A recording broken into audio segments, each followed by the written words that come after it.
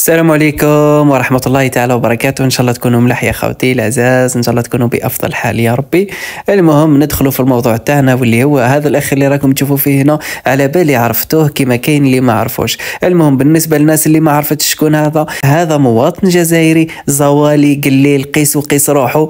كان عنده مبلغ من المال لما باع السيارة نتاعو، وهذاك المبلغ كان راح يستخدمه في علاج الوالدة تاعو.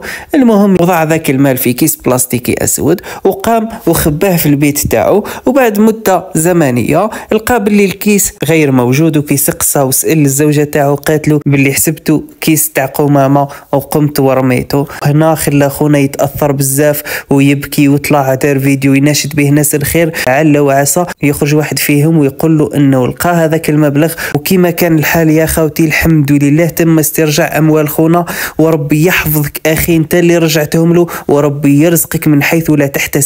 اما الان يا خوتي نخليكم تشوفوا الفرحة والابتسامة على وجه خونا، شوفوا الفيديو.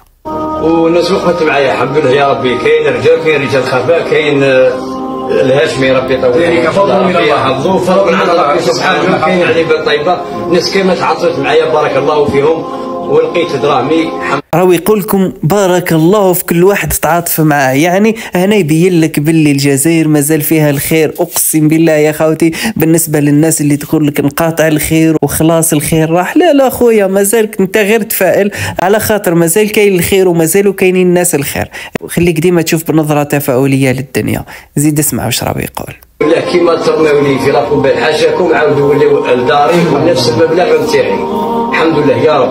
وهذا السيد اللي كان وليدنا صار ملقاهم، والسيد اللي صار والله شوف ربي يطول عمرك ان شاء الله، ان شاء الله ربي يعطيك ما تتمنى. امين ان شاء الله. خدم ويخلص اكبر جهاد في حياتك راك درتو. كيما راهو قال لك ان شاء الله ربي يعطيك ما تتمنى وبارك الله فيك. اما هنا يا خوتي نكتفيو بدعوه الخير لخونا، وانتم كذلك ما تنسوش تهبطوا وتعطيوني دعوه خير للانسان هذا اللي رجع له المبلغ تاع المال.